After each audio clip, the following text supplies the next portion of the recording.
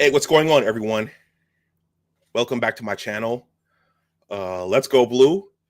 Let me make sure this is broadcasting. I see one person there. Please smash that like button. No matter how long you stay, please smash that like button. That helps out me. It helps out the channel, and it helps with the engagement. I don't know what the deal is with YouTube, but on this channel in particular, they like giving me my subs, and then they like taking them back for some reason, or maybe people just get frustrated and they unsub. I don't know. Anyway, I'm gonna play the intro, and we're gonna take a look back at Team 146. Are you guys still hungover from Saturday and what happened on Saturday? Yeah, we're just gonna take a look back, and then we're gonna take a look forward because today was signing day. So I'll see you on the other side of the intro. Shout out to John Stoops. You're the first one in. Thank you for being here. Go blue.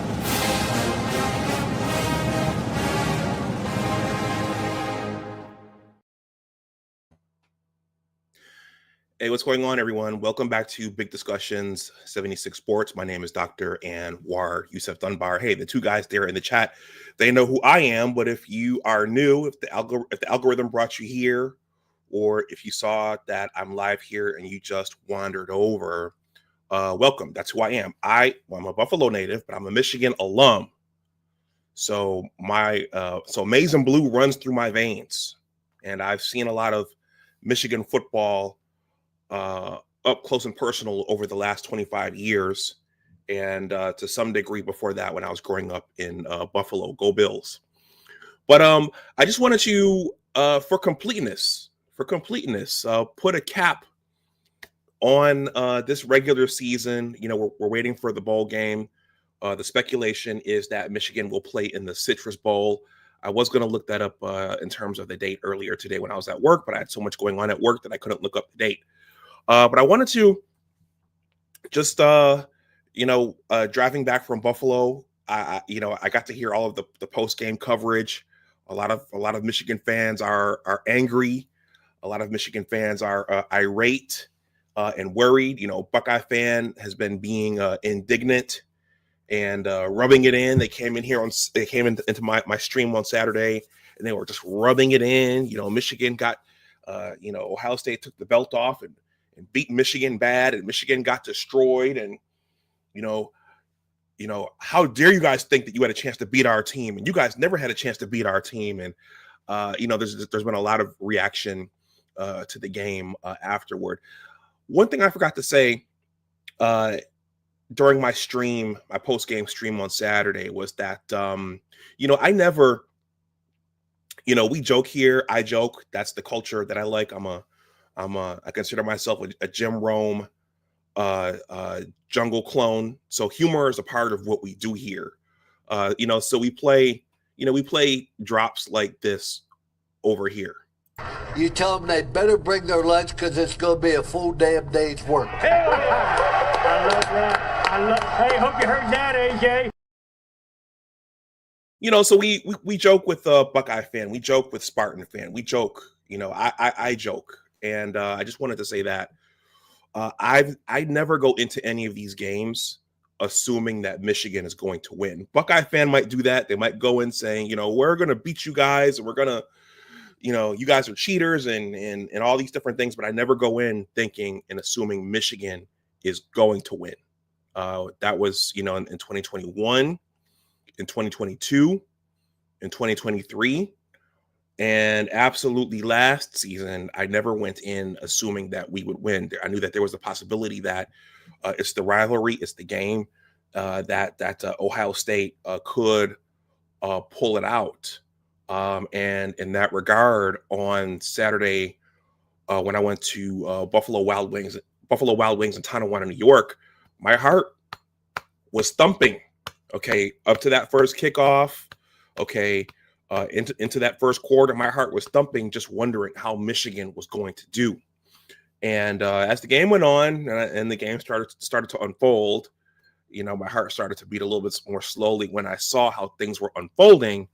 But I just wanted to say that, to the Buckeye fans, the ones who've come into my comment sections, and the ones who, just really took exception with some of the clips that I posted up over the last month, Marmar and Dennis.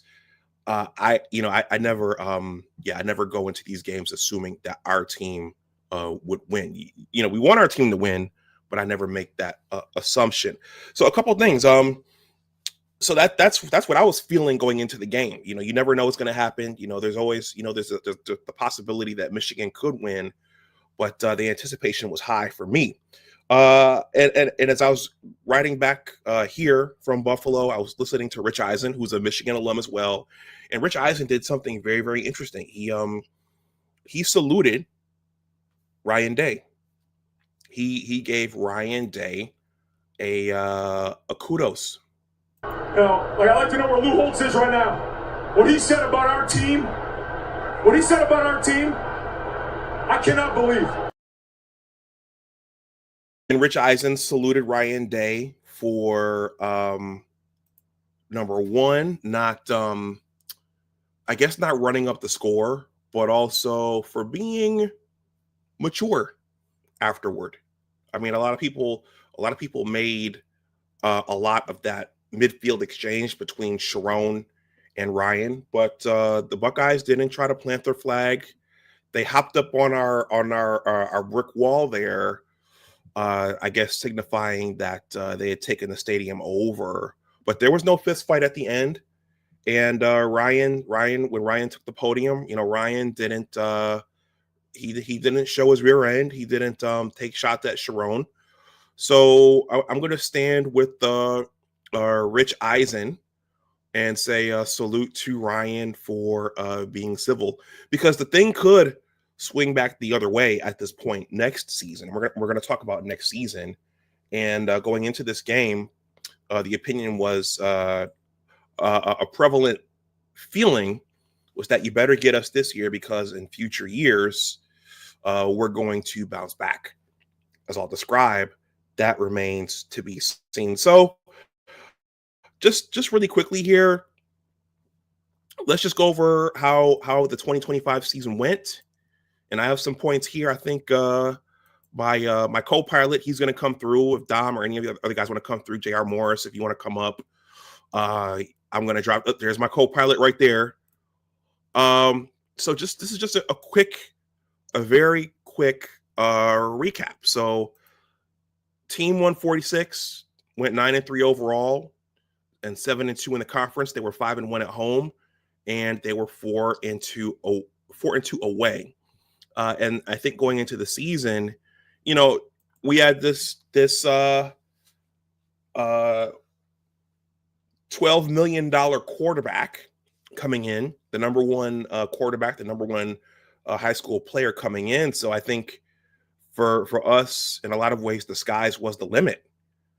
So the question was, looking at the schedule, was where are the losses going to come from? Okay. And it turns out, the New Mexico game, that was a cupcake. That wasn't a surprise. Okay. The first loss came here at Oklahoma, 24-13. Okay. That was, okay. Shout out to Johnny Olden Jr. Sharon had and Chip Lindsey, whoever, had Bryce in the bubble wrap, so they didn't let him run. And because you need two good quarterbacks. Sharon was noted for saying that. And the game plan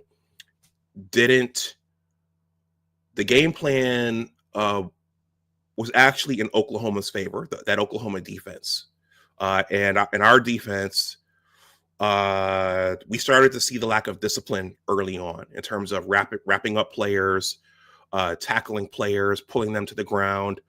I'm thinking about the John Mateer play where John Mateer, the one player, blitzed John Mateer, didn't wrap him up.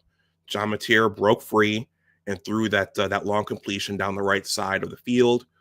John Mateer was running on our defense, so there were all kinds of concerns early about the discipline of the players, their abilities to tackle, the run fits, all the stuff that Vance Bedford goes on about when he goes on with Sam Webb. All those things were there at the beginning, okay? And, you have a freshman quarterback who's trying to find his way with a receiving core that was dropping the ball, okay? Marlon Klein was hurt in that game, so that was our first big injury. He was able to come back, so that was the first loss. And then Michigan defeated Central Michigan 63-3. That wasn't a surprise. Michigan squeaked past Nebraska, okay? Michigan defeated Wisconsin 24-10, okay? So we were starting to feel good about where things were going. And then they had this fart out at the LA Memorial Coliseum against USC, against Lincoln Riley's USC Trojans. And then questions started arising again about the defense, okay? The run fits, the defenses that Wink was calling, the blitzing. There were all kinds of questions about the defense in this game. And Bryce threw, if I recall correctly, 2 picks. One was late. Justice Haynes got off. Justice Haynes was our team MVP early on. Okay. So there was this loss. This was loss number 2. Then the Wolverines hosted Washington, defeated them 24-7. We were feeling kind of good about that. They defeated Michigan State 31-20. I think we were feeling good about that. Bryce seemed to be catching steam at that point. And then we had this squeaker against Purdue. We defeated them. Well, no, not we. They. I'm not on the football team. They defeated Purdue 21-16. And the game was a lot closer than it should have been. And I think that's the game where Bryce fumbled the ball out of the end zone when the team was driving to score. That was a touchback. So he had that fumble. I think he threw another pick, and he wasn't always seeing guys. He wasn't always seeing the field. Okay, we were starting to see that at that point. I think Justice Haynes suffered his first injury at this point, so he wasn't. Our team MVP wasn't in as much as he should have been at this point. And Jordan Marshall stepped up, who was very capable. I see. John Stoops wrote, the special teams coach has been fired, so we need that as well. Okay, so there were questions about the special teams all throughout. Dominic Zavada wasn't as clutch as he was last season. Our punt returns, Samaj Morgan was fielding the punts, and not much was happening there. So Samaj was being questioned throughout the season as a pass catcher and as a punt returner. So there were questions surrounding this team all around. The Wolverines defeated Northwestern 24-22, which they arguably should have lost. Okay, but we thought we found something there when Bryce was given two to three times to redeem himself, and he did that. The Maryland game, they defeated Maryland 45-20. We were feeling good about that, but the analysis afterwards showed that Malik Washington just missed his skill position players. Okay, so there were question marks all throughout the season, and then Jordan Marshall got hurt against Northwestern. And then, we have the big game last week. I maintain my position that in the first half, I think the defense did enough to keep us in the game. Okay. And you needed touchdowns instead of field goals. Okay. And you needed some sort of offensive production to keep our defense off the field, and also just to start to wear down Ohio State's defense. Marmar, give me a second. I'm gonna finish my talking points here, and then I'll drop the link. So I thought, Todd, I thought the defense played well enough in that first half to keep us in it. There was just no offense. And looking at the tape, looking at the game, looking at the replay, even though Jordan Marshall went out early, that hurt us. Bryce was missing guys who were open, and even on his run plays, he was misreading where he should run. Okay, so that's the season at Lightspeed. A couple things have come up in the post game coverage. Okay, Sharon, our head coach, our skipper, is he fit for the job? So I scribbled down some positives for Sharon, and I scribbled down some questions about Sharon. So one of the things that's come out after the game is that Coach Harbaugh left the cupboard bare. Okay, so the last two recruiting classes were not robust, and there weren't a lot of playmakers in the recruiting classes that had come in, and that's one of the things that we saw this season, aside from Bryce and Andrew Marsh, who just came in. So this is this college football, the sport, part of it is the coaches have to get the players into their programs year after year after year to keep winning. And so that's another thing about Ohio State, is that another thing you have to tip your cap to Ohio State for, and this might infuriate some of you guys. When you think about it, Ohio State is the one program that stays up. Okay, it stays up. Okay, and I can't think of aside from the Braxton Miller freshman year when Brady Hoke got that first win, Ohio State never has really come down. The Michigan program, it goes like this. Okay. It builds and then it has to reload. It builds and then it has to reload. It builds and it has to reload, and there are reasons for that. But I've noticed that about our program since I was a student and since becoming an alumni. So the cupboard was left bare. Sharon seems to be on top of getting playmakers in. People are tired of hearing this, but Bryce was a freshman, so there were mistakes that he had to make. Hopefully he didn't make them, but there were mistakes, freshman mistakes. But then the question was also, were things in place to soften those mistakes and minimize those mistakes? And it seems like there weren't, which is why you're really hearing the call now for a quarterback coach for Bryce. So yes, I agree with everybody else. I think he needs a quarterback coach. Now, Marmar, be patient. I'll be done in a few minutes. I promise. I'll be done in a few minutes. Marmar, here, this is for you. Yeah, I mean, you go back to last week, thought tackling was outstanding. And, one of the things we really hit on beginning of the week was speed and space, tackling their speed and space. We didn't do a good job of that. And then Johnny Olden Jr., salute to Johnny Olden Jr. He asked a really good question. Sharon, why was there no quarterback coach here in the first place?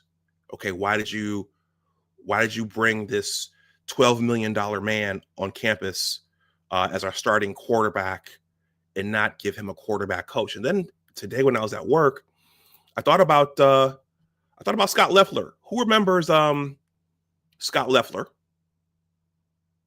Scott Loeffler.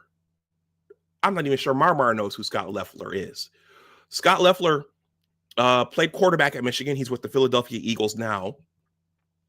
But Scott Loeffler was the quarterback coach for Tom Brady. He was the quarterback coach for Brian Griese. And then he left for about 2 years. And then Lloyd Carr brought him back, okay, to be the quarterback coach for, and I remember I was a student when this happened, okay. Lloyd Carr brought Scott Loeffler back so that he could be the quarterback coach for John Navarre, okay? Because even though John Navarre got to sit behind Drew Henson for one season, John Navarre stunk the joint up a little bit his sophomore season when he was given the keys. So Lloyd Carr had the epiphany that I had this kid, this 6'6", 6'7" kid from Coude, Wisconsin, who has a strong arm, not as mobile as Drew Henson. He's got the ability, but he needs a quarterback coach. And Scott Loeffler was in place for Chad Henne when Chad Henne came in.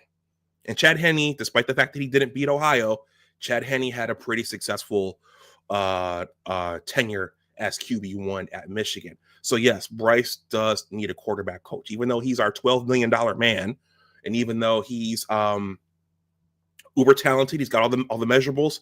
Shout out to Chris Berman. Yeah, at this point, Bryce needs a quarterback coach to salvage, for us to get the most out of his what will probably be his last 2 years. Okay, he needs a quarterback coach. The Dom Father, thank you for stopping through, and thank you for this generous $5 super chat. He says, like, share, subscribe. Without quality strength conditioning coach to instill discipline, nothing else matters. Okay, let me hurry this up so Mark can come up, and Dom, if you want to come up. Quarterback coach. Yep, injuries. Injuries piled up for this team, so Sharon has to think about that. Your head coach is your CEO, so does Sharon have the ability to be the CEO for this team? The CEO has to think all these things out. The CEO has to make the right hires. Is Sharon the CEO? Okay. All right. He has to put the right people in place.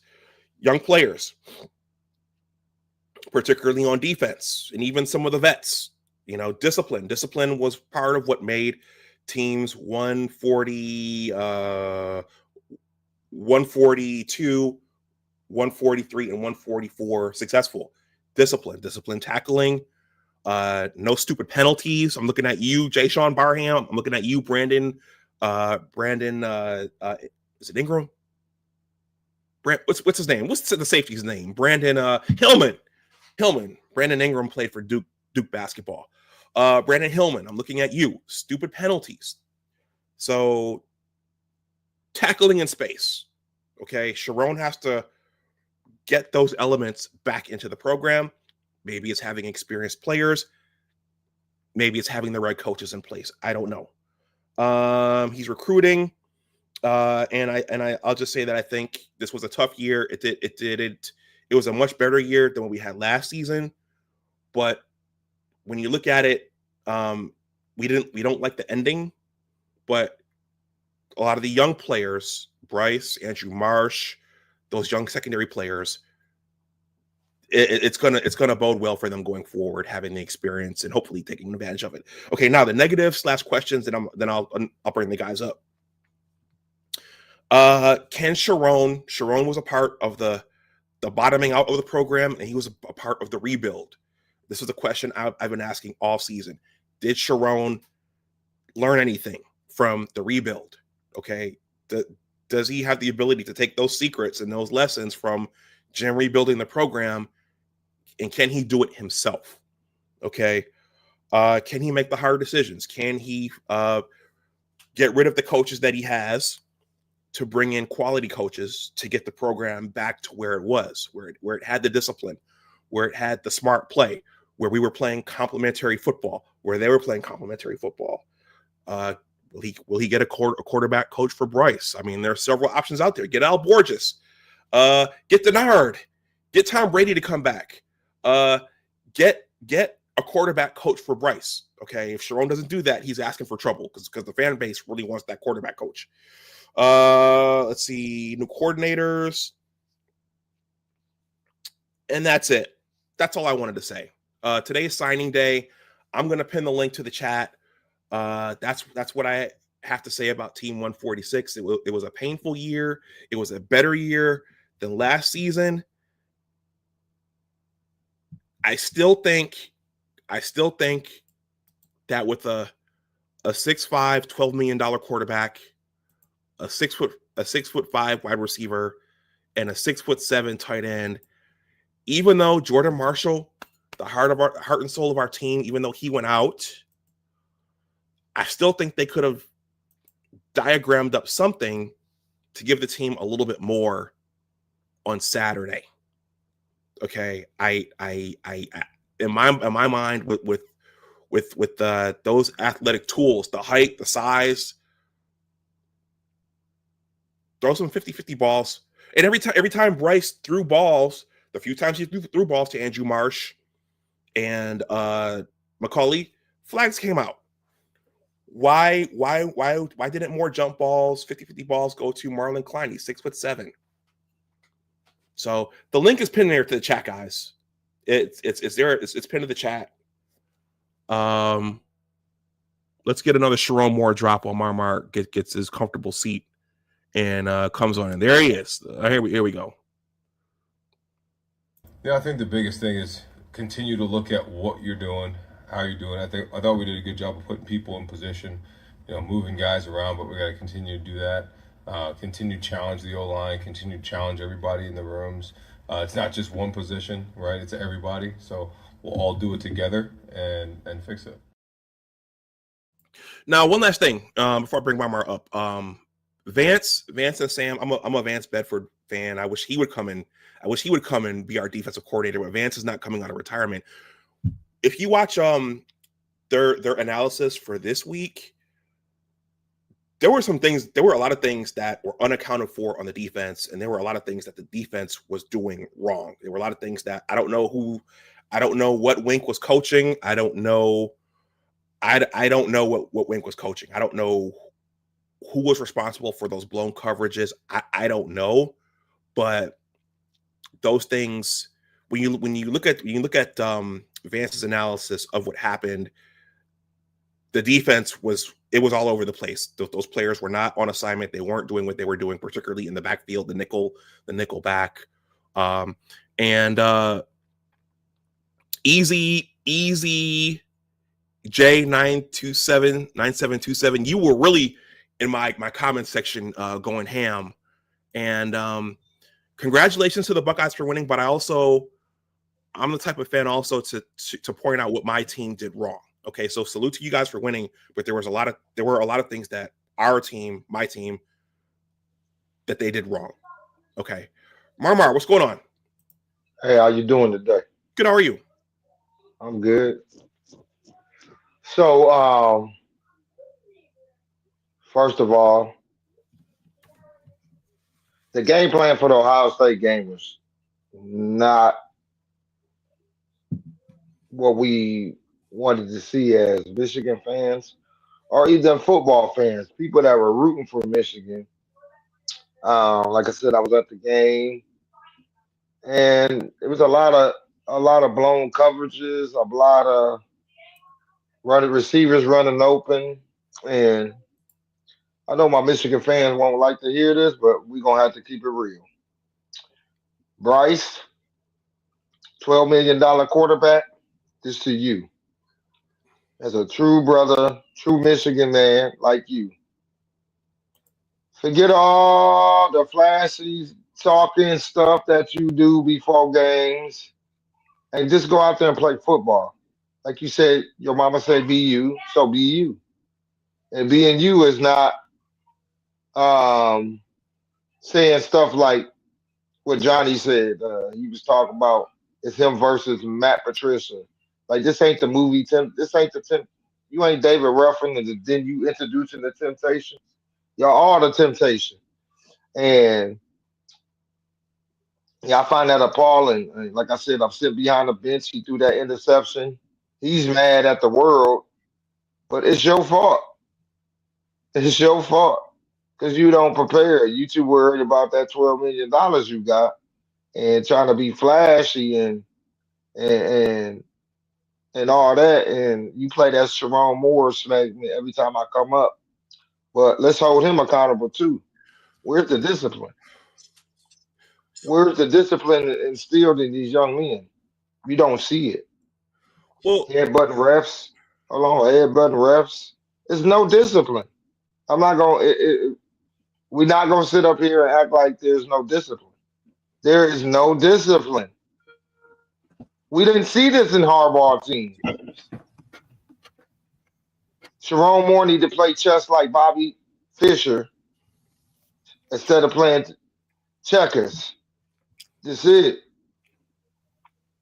He got to be held accountable too. Like, are you afraid? Because in like NFL coaches, knowing that these players are making more money than them,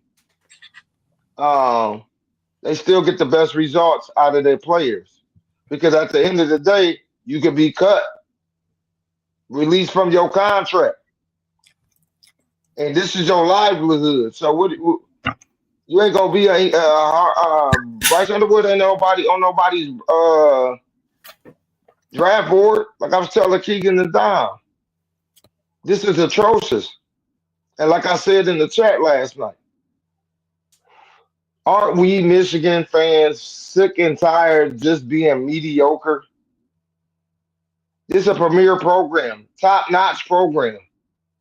And our football team look like this every year. Every time we get a new coach, it look like doo-doo.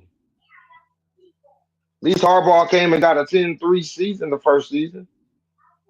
Yeah, we 9-3. But the 3 games that we were supposed to win, we were in and we lost. We could have came back and won the Oklahoma game. But when you tell a quarterback when he first get here, I don't want you running. What you think that boy gonna practice like? He gonna practice in fear. He ain't gonna trust the offensive line. He not even gonna trust himself. And that's what happened here. That's exactly what happened here. They told that boy not to be him. They wanted him to be something else. And look at the result. It wasn't no improvement throughout the season. We just got through the season. Like I said, we was in that Ohio State game. And the point I'm gonna prove is it's 17-9 at halftime. What? That's a eight point difference right there. You could tie the game up with a 2-point conversion. Then you let Sayin get the back, throw the ball right over the top to Tate. Okay, you still in the game because Ohio State only scored 10 points in the second half. You still in the game. Then you decide to bring Marshall in. Again, you bring that Sharon Moore segment up, the little clip.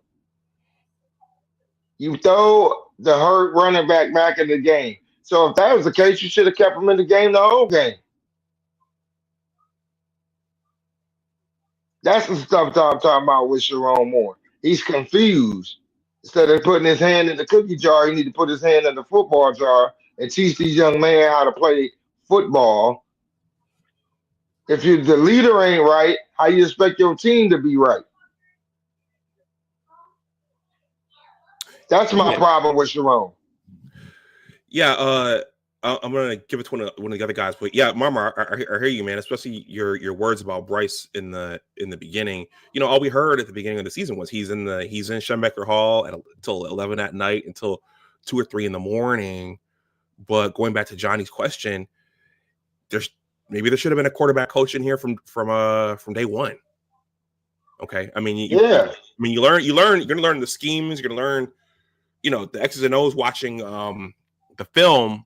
But, there's the footwork, there's the, calling the coverages, there's seeing the blitz, there's all different things. Sharon, there's something Sharon should have thought out a little bit better from day one. Dom, you're up next. Welcome. Thank you for the generous super chat. Hi, Doc. Thanks for having me. Keegan, Marmar, good seeing you guys. Can you hear me okay? Hey, brother. Great. Very simple. We could talk about Sharon. We could talk about a lot of different things. And until the team has some self-discipline and are physically and mentally fit to play ball, none of it matters. Not a damn thing matters. Schemes, plays, footwork, none of it matters unless they have it here and they got it here with some discipline. In Ben Herbert's absence has clearly shown itself last year, but major this year, especially with the injuries. Tress may have different concepts that he uses, but I watched some YouTube video of when Ben Herbert was at Michigan, actually training Michigan players. That was like the military, man. That's what you want. I caught one with Joel Klatt saying he went to Michigan. It was a 6 a.m. practice, dead of winter. He had them in their workout gear. He made him walk through a swimming pool, which was like a giant ice bath. Then, without drying off or changing, carrying dumbbells with their group that were chained together and moving them around the field house, soaking wet in the cold. I don't think Sharon Moore has done that. I don't think Tress has done that. And that's why Ohio State had a 20-play, 12-minute drive.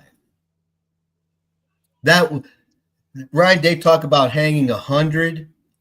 Let that sink in.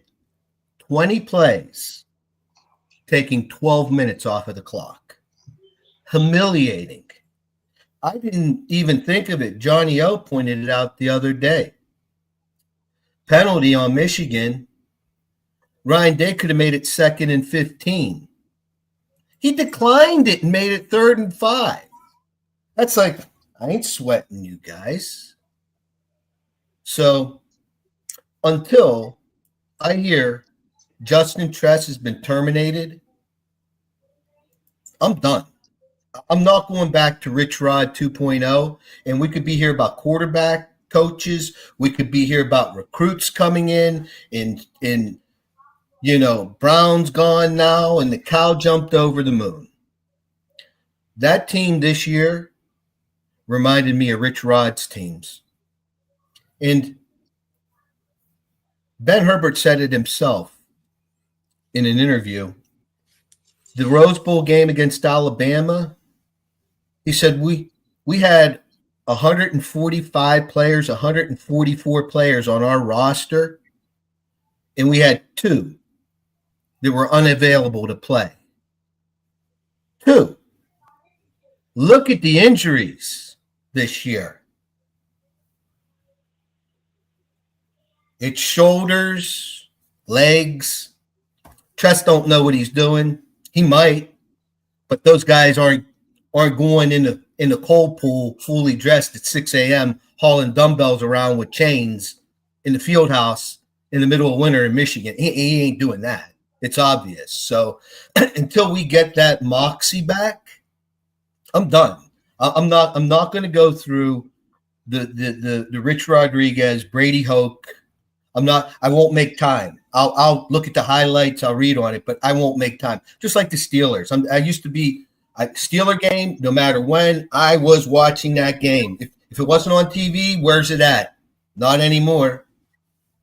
For them guys to, let Roethlisberger get that old and not have somebody groomed ready to step in was just stupid. So I don't make time for the Steelers. If they're on TV when I'm available, great. But if not, my time's too precious. It's my valuable commodity.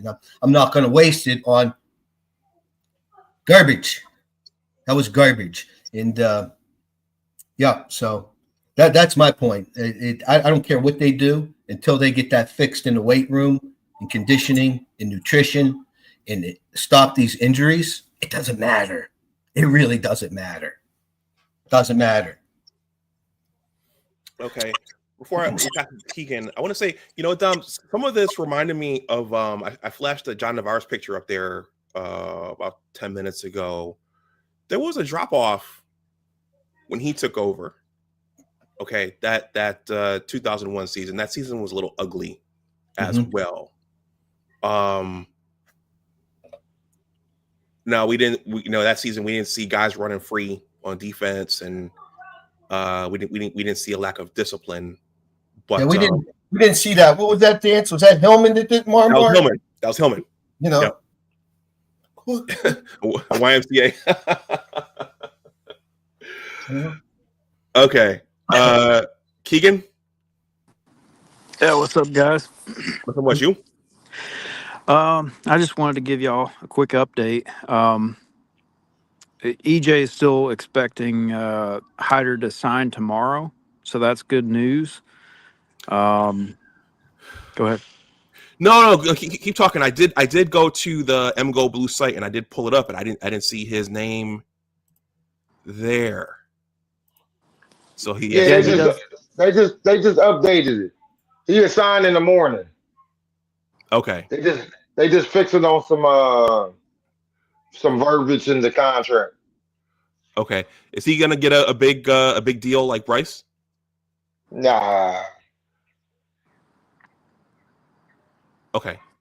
Anyway, Is Savion Harder a 5-star? Yeah, I believe. he's like number 8. Yeah, so Okay. Go ahead, Keegan. Yeah, so they're expecting Savion Hyder tomorrow, which maybe the Virginia Tech stuff is kind of holding that up. Who knows? And some new information, rumors that we're J.R. going Morris just say something. Put that last uh, comment up real quick. Hyder signed. Let's look. Where you get that at, J.R.? Let me refresh my screen here.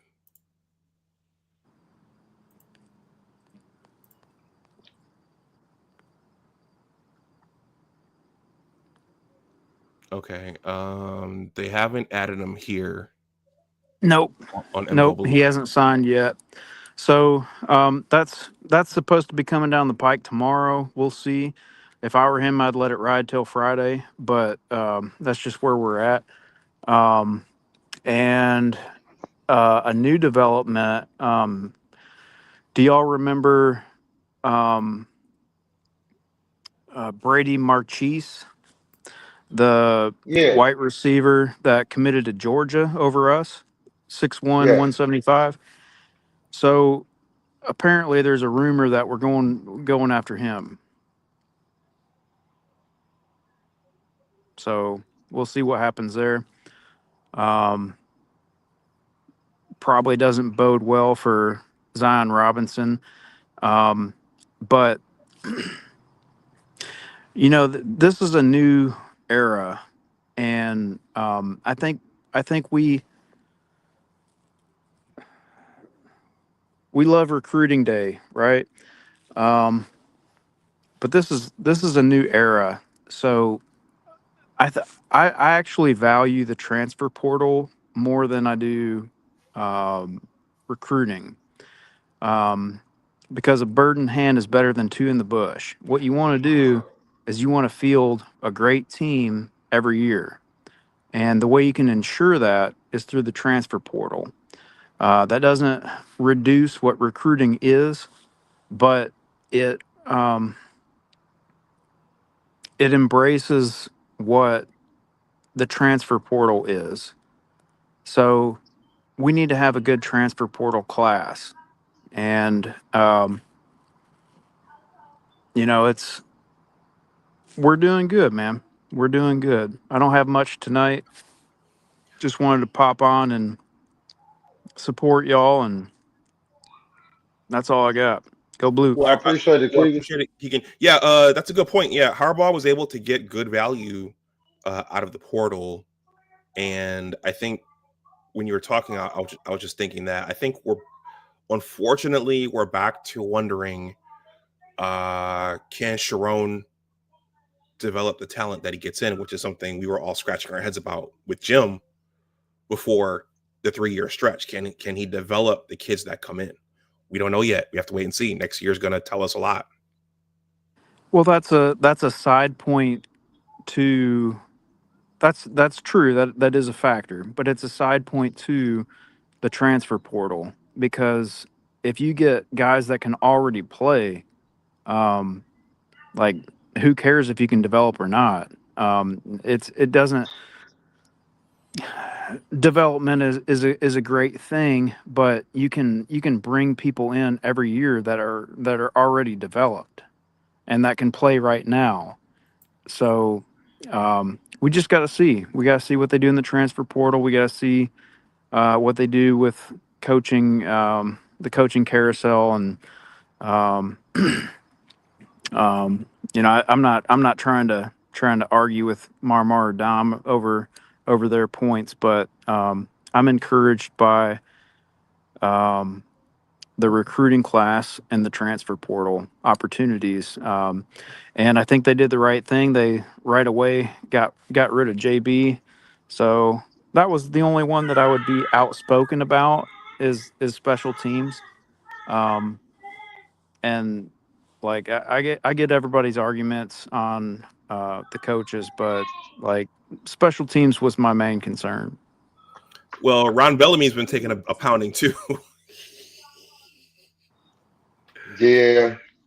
If you lose out on Zion Robinson, which I think they will, because I want to address the Zion Robinson thing. I was talking to him at the game, and I'm like, man, yeah, you and Marshall and Bryce Underwood be crazy work. And then his dad said, nah, Texas. And I ain't say nothing, because that's his dad. But as I was walking up the stairs to get out the stadium, it dawned on me as I'm walking. And I'm like, did his dad just say Texas? And then I told Keegan, I think I told Dom, and then me and Keegan got to talking about it, and he said, I think Zion Robinson gonna play us. And then on No, I said that about Julian Walker. Julian, but yeah, Zion is playing us too. He he might go to SMU. He might go to SMU. And we working on Kelvin Russell. There's other options at receiver. You can do it through recruiting and get a guy that's ready, like Marsh was, or you can go to the portal. So receiver isn't a big deal for me. And to the point about Bellamy, like when's the last time we had a receiver like Marsh? So I don't know. I get the hate, but I like um, Russell Will. I like Roman Wilson. I liked him. I like the Roman Wilson. He yeah, was clutch. He ain't Andrew Marsh, but he didn't drop shit. He didn't drop balls either, man. You know, he, Doc, he's you were he's nothing like Marsh though. Go ahead. I'm sorry, Don. no. I just Doc, at the start of the show, you were talking about Ohio State maintaining and us having Mm-hmm. these drops. Mm-hmm. Well, this drop is due to Spygate, and there's a lot of different, conspiracy theories that Ryan Day was the root of it all through the private investigation firm in Massachusetts. Why they would report something regarding college football that the NCAA is beyond me. So I'm not going to go there, but that's the drop off. And if that didn't happen, Jim would probably still be here. He probably would still be here. And, they didn't. He cleaned out the cupboard because he wanted to stick it to Ward Manuel. Because they didn't talk for like 7 months until Santoono had to mend the fence, but they weren't talking. How does the head coach of Michigan not talk to the athletic director for 6-7 months, right? So I think Ward intentionally slow walked that contract so that Jim would go to the Chargers. And Jim's like, fine, I'm just going to take everything I put in. If you think I'm going to leave everything that I put into place here that's won a national title, you're crazy. And he took everything. And maybe he recommended Sharon kind of as a cherry on the cake. I love Sharon. I want him to succeed. You know my thoughts on that, Doc. But Michigan's not the learn-on-the-job training. We've seen that with Rich Rod, Hoke, and you can't learn on the job at Michigan. You just can't. And with the NIL, the timetable on that's going to be much shorter. It's interesting. How long of a leash would they have given Jim Harbaugh if this was Jim's second year after losing to Urban 7 times? 7 losses to Ohio State. It might have been a different story. And Larry Ellison and Jolene, they can't be pleased right now. And Ward Manuel, Doc, How many games did Sharon coach last year without an actual contract? 3 games? 2-3 games? Mm-hmm. What the hell? Ward? And then they paid him $5.5 million without a buyout clause. Hold on, Without Dom, let me correct you. He didn't get paid until the Texas game. well, he doesn't have a buyout clause in his contract. Every college coach has. That's a retirement. And he's getting paid $5.5 million. I don't care if you have experience or you don't. If you're assuming the head coach position at the University of Michigan, your contract should be at least $8 million, $9 million a year. Jim was 12. So Sharon's not at that level. What, 8? With a buyout clause? You wanted something reasonable? 20 million? A buyout clause? So here he is. First season, three games without his contract. Then they give him 5.5, no buyout. And he's in this season, and they give him a $12.5 million Bryce Underwood. So I'm Sharon Moore, and I have to make this young man a Heisman winner and a national championship winner. That's what you guys want me to do? But you're paying me like I'm coaching at Akron? Really? Really, that's really going to motivate me. It's disgraceful. It's really disgraceful. And then the cherry this year, the NCAA hammer, am I mistaken? But that's an appeal. And if not, then it's going to go to a court of law. And then when it goes to a court of law, it'll get dismissed because they don't have any viable evidence as to how sign stealing gave Michigan a competitive advantage in a game. There's no evidence of that. It's going to get dismissed in court, right?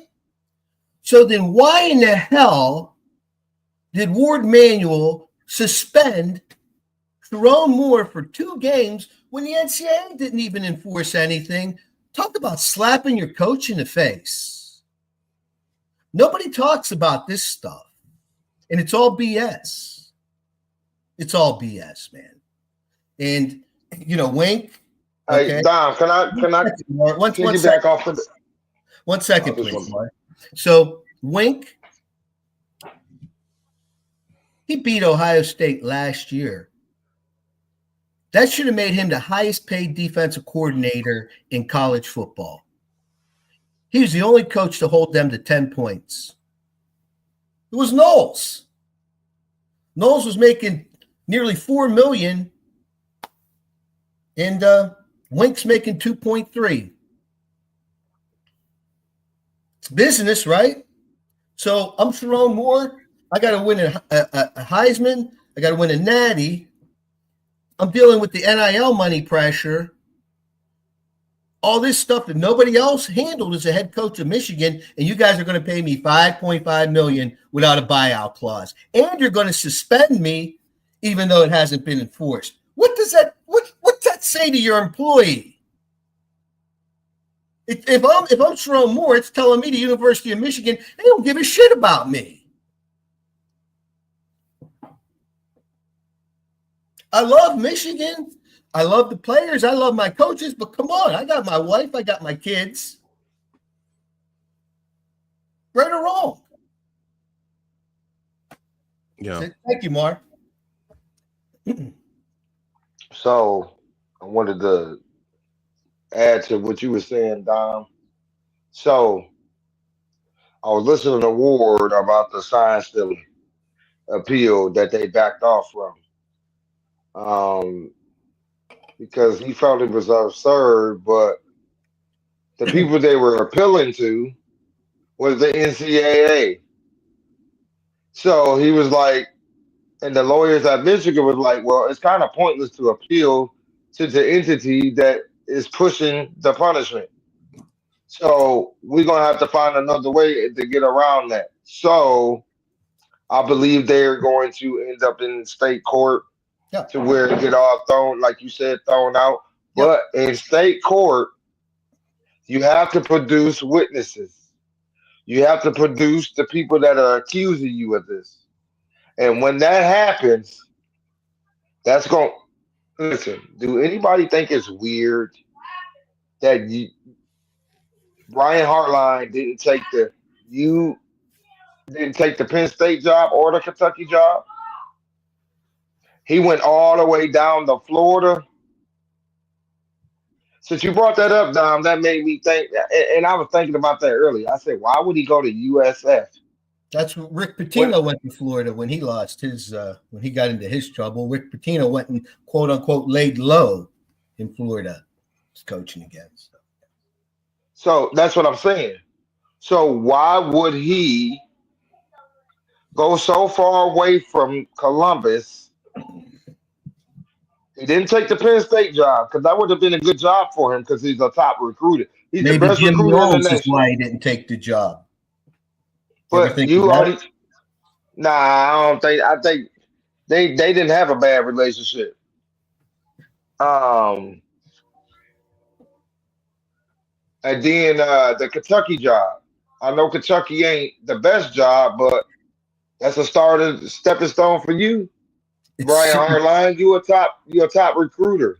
You the top recruiter in the nation, the best recruiter in the nation. You know what, Moore? You know why? Penn State, you got the pressure of winning the big game immediately because Franklin couldn't for a decade. Whether that's Ohio State or whatever, Michigan. So you immediately have that as Hartline. If you go to Kentucky, well, you're going to be playing Alabama, LSU. You're going to be playing these SEC teams, and you're going to be fighting that with one arm behind your back in terms of talent going forward. The USF job makes sense to me. Whether he's welcome, he'll have rule of completely whatever he wants to do. They'll be like, yes, sir. And I think it's less headache than Penn State or dealing with the better competition in the SEC by being at Kentucky. That's my take. I respect that. I respect it to the T. But why would he choose? I get it being easier. But Hartline is a hell of a coach. I know we sit up here and wanted to dog him, but he proved to me this year that he has the credentials to go out here and be a premier coach. And with that being said, already familiar with Jim Knowles, and I would have took the Penn State job. That's just me. But I'm saying what you saying about the Spygate and everything. Why did Brian Hartline was looking for a way up out of there for the last 2 seasons. And that speaks volumes to me. What was he trying? What is he running from? And then Ryan Day tried to say that we were messing around with his communication and he had a plan B. What? Like, why are they continuing to do this? It seemed like Ohio State been cheating all season. Nobody's looking into that. No, it's anyway. Like I said, for me, all this everything to decide. Watch it be more to why Brian Hartline took that went far. He went down south. I don't know how many hours Columbus is from Florida, but that's a long distance. Yeah, man. And he's not even coaching. Huh? Yeah, that's at least 14 hours. Yeah, you 14 hours from Columbus. One word. Snow. That's why I'm in San Diego. My mom had 4 inches yesterday in Steubenville. Brian Hartline been at Ohio State since like 14. I was born and raised in Ohio. You know, I don't miss that crap. So, but for me, I don't care. You pay Sharon what a head coach of Michigan should be paid. You show him that you're supporting him.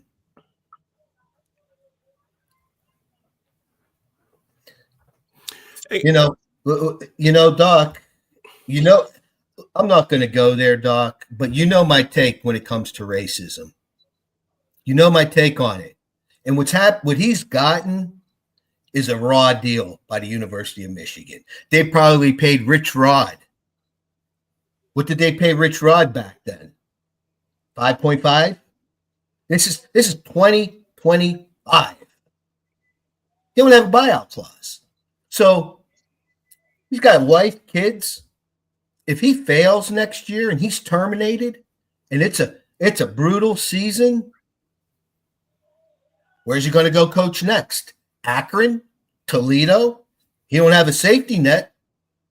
Not even a $10 million buyout to give him a little security to reinvent himself? It's disgusting. And then you want to suspend the guy? And it ain't even done with the NCAA. It's disgusting. Either you want him or you don't. You want him, then pay him what he's worth and give him the tools that he needs as far as coaches to get this team back on track. Otherwise, man, it's ugly. And it's going to be worse next year. Mm-hmm. Okay. I want to ask you guys one thing. So Bryce is getting 12 mil. Who's the highest paid college football player out there? Is he Bryce. the highest? He's the highest. Yeah, Bryce. Yeah. Okay. Doesn't that add another layer of complexity? Do you think he's as focused? Because all his predecessors, JJ, Shea Patterson, none of those guys were getting this kind of money. You know, that's family business. The Ellisons could have said, we're going to give you $12.5 million, but you're not going to get the entirety of it until you're done playing at the University of Michigan. We're going to have it in an investment trust for you, and we'll give you a monthly stipend for you want to go buy yourself a car or whatever it is you want, jewelry. Yeah. But the bulk of it, we're going to hold on to it, or it's going to be controlled by your family. Okay. And then if you have a Ben Herbert there to make him realize that, like, okay, you still get up in the morning and use the toilet like everybody else. So you leave the $12 million attitude in the locker room when you're in the weight room. You understand? If you don't understand, you go run some more laps. Okay, that's a good point.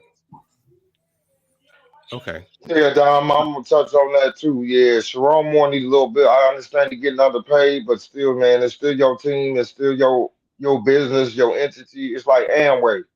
You start at the top, and you branch off to the two, and they branch off.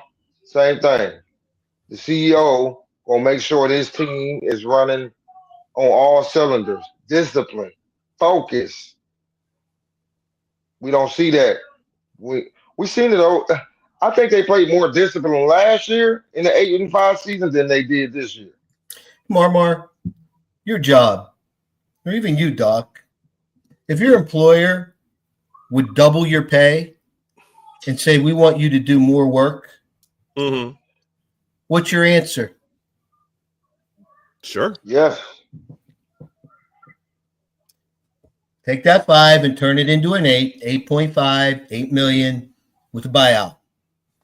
Because you got a $12.5 million kid that's ain't nobody seen a freshman like me. I mean, he's a kid. You know, he's a kid. He's going to have some arrogance. Come on.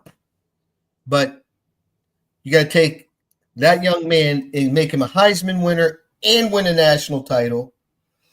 Your defensive front's getting cleaned out. Your front seven.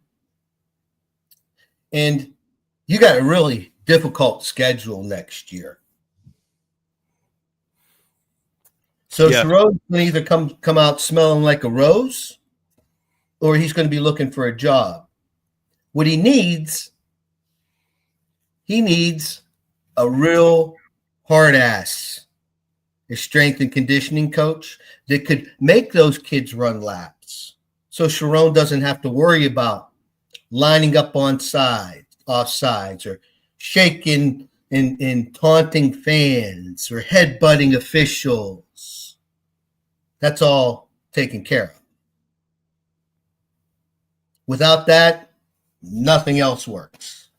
And Jim didn't have it until he brought in Herbert in 18, 19. Oh, well, we got blown out by Ohio State. Yeah, but that was Brown calling the defense. He didn't comprehend it. You have to use zones to cover those slant routes, Just couldn't understand that. Then through 20, we won the Offensive Lineman Award. How many years in a row? We lost 3 games. So without that, we're done, guys. That's what Sharon needs. Everything else will fix itself, in my opinion. Okay. Well, Dom, since you mentioned the schedule, I think I'll wrap up there. I have the schedule, next year's schedule, pulled up.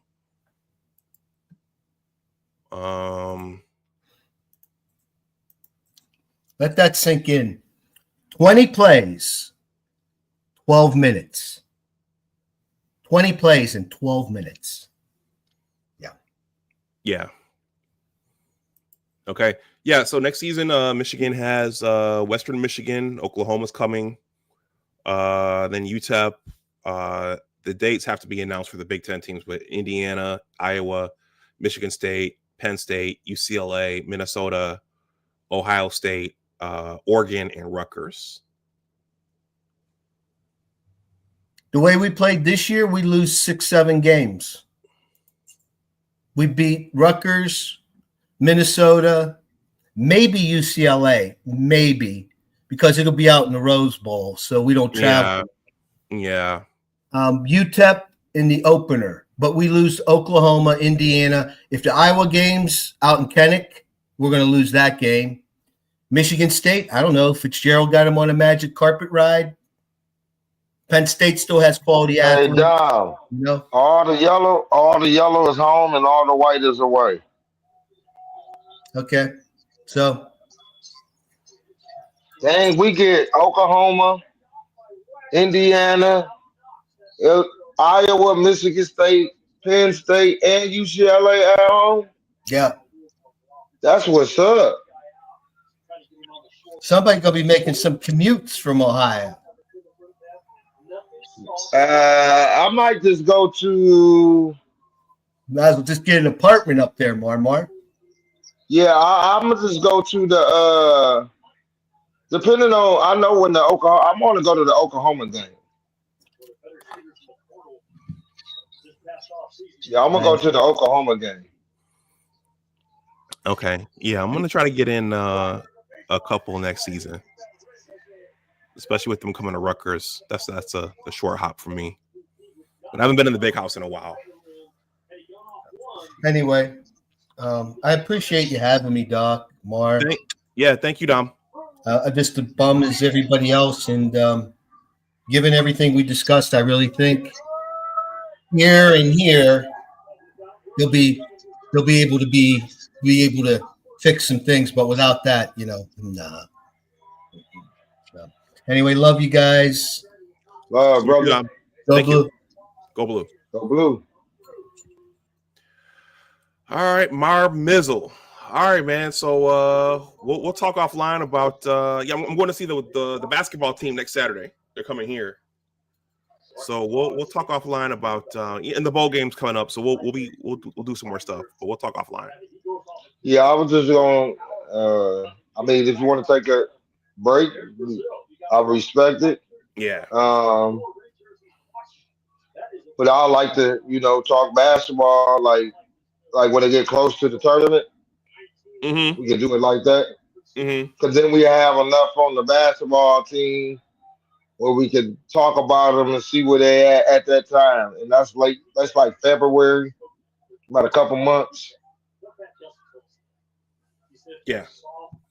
Okay. Yeah, we can. From what I've seen, they're long and athletic. They blitzing people. Yeah. They are blitzing people, and they doing it in the first half. Remember last year when we couldn't even get past the first half? We had a lead and then come out the second half and blow it and lose by 20. Mm-hmm. They fixed everything. Ooh, why can't Sharon Moore do that? Well, it's a different ball of wax, man. You got 12 players versus 100, and you gotta good. different game. I get all that, but why is Cincinnati having success in Indiana? Well, the word is Cignetti brought a bunch of his players over from James Madison. And they still there? Well, I mean, he got the Mendoza kid in this year. Yeah, he's from California, though. So Yeah, he's from California. He came from the University of California. mm-hmm. But what I'm asking you is there still JMU players on the Indiana team? That I don't know. I don't know. Because if that is, they know their system. They know what he wants. Mm-hmm. Okay. And my prediction for this game is Cincinnati ain't gonna lose to a team twice. He didn't do it this year. He lost to him last year, but he figured him out this year. See, football ain't hard. College football ain't hard because the Chiefs do it like just like the Chiefs. Everybody know what the Chiefs do. Everybody know what the Chiefs do. So I don't understand like year in and year out why these teams don't prepare for these teams that they play year in and year out. So what I noticed about Cincinnati, he understood what Oregon did. He shut that down.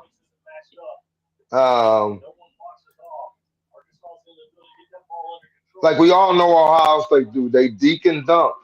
If you get pressure on the quarterback, he's going to check it down every time. Every time. That's how it's always been. Yeah. You know what, Marmar? What this is good that you mentioned that. One thing I didn't notice. You got to go back and watch the games to see everything. They according to Vance Bedford, they were protecting Sagan with seven linemen, 7 blockers. So yeah, that was gonna be hard to get a pass rush on him, which was 4 or 5. Yeah. If they were using 7. Anyhow, Yeah, that's crazy. Anyhow, there's a lot of talk now before we go of them doing away with the championship games, because I guess with a 12-team field, it doesn't matter as much if you win your conference. So I'm hearing a lot of rumblings now about doing away with the conference championship games. Well, Dr. Pepper got something to say about that.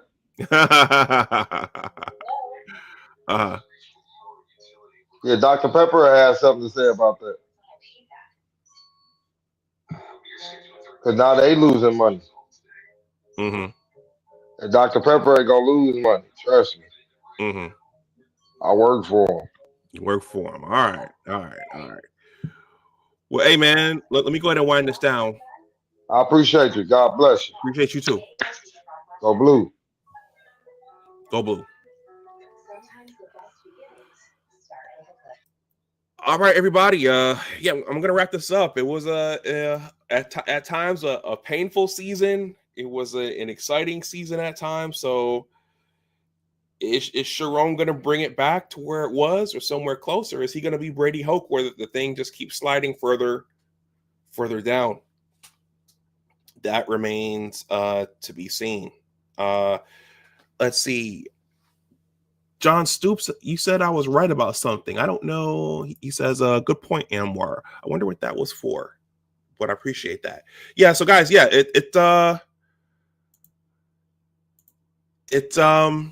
unfortunately Michigan's not in the playoff, but yeah, this gives time for a bit of a break. I was contemplating doing this one because I am ready for a break. But yeah, so you'll see us. I mean, the bowl game. I looked it up. The bowl game, if in fact Michigan is in the Citrus Bowl, that game is on the 31st at 3 p.m. Okay, the ReliaQuest Bowl was last year at 12 p.m. I believe. So that's gonna I'm gonna have to plan my travel around that. So we'll see. But the Citrus Bowl, Michigan is in fact in the Citrus Bowl. It's on the 31st. New Year's Eve at 3 p.m. in Orlando. So, JR Morris, thank you for this generous $4.99 super chat. JR Morris, thank you. JR Morris from State College, thank you for your continuous support in terms of eyeballs, in terms of monetary donations, and also in terms of purchasing my book and gifting it to someone else. JR Morris gifted my book to someone. I'll put it on my community tab, and I'll encourage you all to buy a copy. Christmas, well, if you celebrate that, Hanukkah, whatever, the holiday season, if you celebrate whatever you celebrate, consider my book as a gift for someone who likes stories, for maybe a youngster. This story is about what sports teach you about life. The Engineers of Western New York Basketball Story, Part 1, Innocent Basketball Dreams. And many of the lessons the Wolverines learn this year, and the kids are learning as they go, are in my story. And the Fab Five appears in here. Coach Harbaugh appears in here. And some other Wolverines appear in here. John U. Bacon is mentioned in here. But for my YouTube subs, I'm selling the hard copies for the sale price of $27, and the paperback for $22. Make sure you can use one of those methods in the ticker, or you can go to my site, but make sure you send me your mailing address, and I'll send you a signed copy. Thank you once again to JR Morris for your support for everything. I'm going to read John Stoops, your last comments here. He says, I'm going early last Saturday. Was awesome. I think, does that mean you were at the game? He says, later, Dom. He says, thanks for the stream. Sig runs a tight ship. Yes, he does. No nonsense. Yeah. So, yeah. All right, everybody. I'm going to, hold on.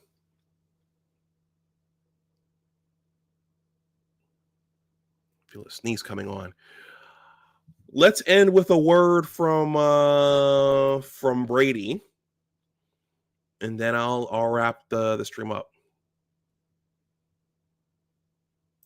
But I was not a fan of that university in Ohio because my buddies were, so I had to be different. I was actually looking for this one. We understand what Michigan football means and what Michigan football is. We will always be about the team at Michigan. This is never going to be about Brady Hoke. Sharon, are you gonna end up like Brady, or you're gonna restore the program? Are you going to restore the program? Everybody, until I talk to you the next time, thank you for your support. Happy holidays. I might, as a tradition, I've had Johnny Olden come back at the end of the season, so that might happen. But look for something, in advance of the bowl game. But thank you to everybody for your support throughout this up and down season. And enjoy your December and your holidays, and go blue. As always, remember that your attitude determines your altitude. Always try to do your best. Take care, and I will talk to you all the next time. Bye-bye.